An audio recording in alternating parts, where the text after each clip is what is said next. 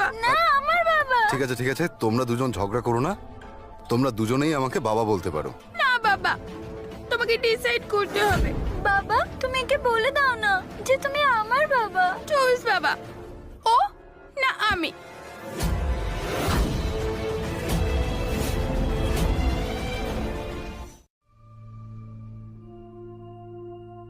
আবিরা মা, আমি তোমার বাবা নই। আমি তোমাকে ভালোবাসি ঠিকই, কিন্তু আমি তোমার বাবা নই। আমি এই আবিরার বাবা।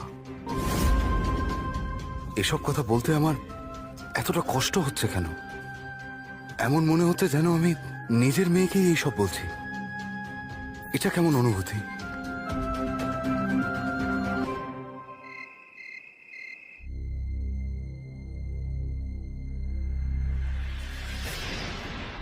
ভয় পেও না সোনা, আমি তো তোমাকে সাহায্য করতে এসেছি।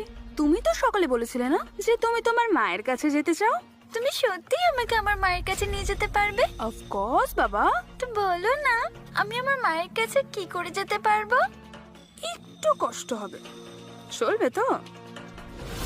এখন তুমি তোমার মায়ের কাছে যেতে পারো।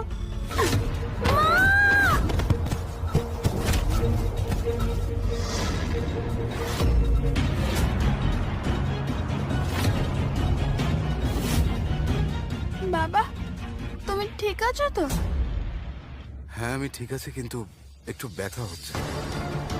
এটা তো সেই ব্যথা যেটা আমার আবিরাকে প্রথমবার দেখার পর হয়েছিল। এই ব্যথা কি তাহলে ওই আবিরার জন্যই হচ্ছে?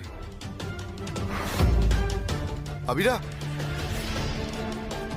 আবিরা, আবিরা, আবিরা মা চোখ খোলো। মা কি হয়েছে সোনা? চোখ খোলো, দেখো আমি চলে এসেছি। আবিরা,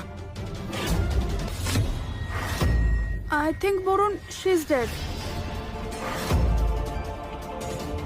না ও বেঁচে আছে। তাড়াতাড়ি একটা অ্যাম্বুলেন্সে ফোন করো, ফোন করো।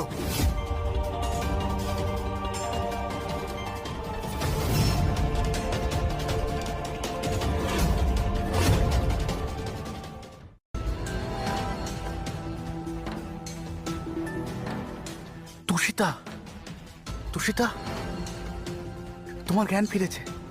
আমরা তো আশাই ছেড়ে দিয়েছিলাম, কিন্তু কিন্তু তোমার জ্ঞান ফিরেছে। আমাকে যেতে হবে। তুষিতা, এক মিনিট।